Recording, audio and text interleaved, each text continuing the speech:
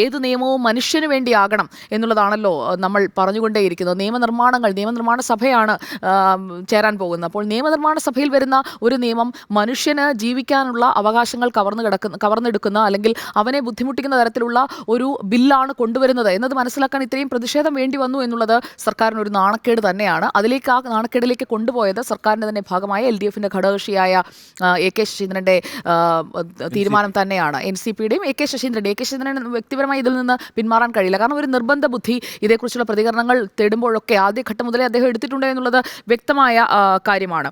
ഈ കേരള കോൺഗ്രസ് എം സർക്കാരിൻ്റെ ഭാഗമാണ്. കേരള കോൺഗ്രസ് എം തന്നെ ഇതിനെതിരെ രംഗത്ത് വരുമ്പോഴും AK ശശീന്ദ്രൻ്റെ ഭാഗത്ത് നിന്ന് NCP പൂർണ്ണമായും എന്ന് ഞാൻ പറയില്ല. NCP പൂർണ്ണമായും എന്നതിനേക്കാൾ AK ശശീന്ദ്രന് ഇതിൽ നിന്ന് പിന്നോട്ട് പോയാൽ താൻ എന്തോ കുറഞ്ഞു പോകും, തനിക്ക് എന്തോ കുറച്ചിലാകും എന്ന മട്ടിലുള്ള ഒരു നിർബന്ധ ബുദ്ധി ഉണ്ടായിരുന്നു എന്നുള്ളത് വ്യക്തമാണ്. എന്തായാലും ഈ നേരത്തെ ആൻഡ്രൂ സർ സൂചിപ്പിച്ചതുപോലെ നിലമ്പൂർ ഉപതെരഞ്ഞെടുപ്പ് വരാൻ പോകുന്നു 6 മാസത്തിനകം. അതുപോലെ തദ്ദേശ തെരഞ്ഞെടുപ്പും ഈ വർഷം അവസാനം ഒക്ടോബറോടുകൂടി വരാനിരിക്കുന്നു. തൊട്ടടുത്ത വർഷം നിയമസഭാ തെരഞ്ഞെടുപ്പിലേക്കും പോകുന്നു. ഈ 3 തെരഞ്ഞെടുപ്പ് നിൽക്കുമ്പോൾ ഇങ്ങനെയുള്ള ഒരു ഡിസിഷൻ എടുത്തു കഴിഞ്ഞിട്ടുണ്ടെങ്കിൽ അത് തിരിച്ചടിക്കും. പ്രത്യേകിച്ചും 3ാം LDF സർക്കാർ വരാനുള്ള സാധ്യതകളും നിലനിൽക്കുന്ന സാഹചര്യത്തിൽ ഈ ഭരണവിരുദ്ധ വികാരം എത്രത്തോളം UDFന് പ്രയോജനപ്പെടുത്താൻ കഴിയും എന്നുള്ളത് ഇപ്പോഴും അത്രയ്ക്ക് പൂർണ്ണമായ ഒരു ഉത്തരത്തിലേക്ക് എത്താത്ത ഒരു സാഹചര്യമാണ്. പ്രത്യേകിച്ചും ഈ സമരമൊക്കെ 27-ാം തീയതിയാണ് പ്രഖ്യാപിച്ചിരിക്കുന്നത്.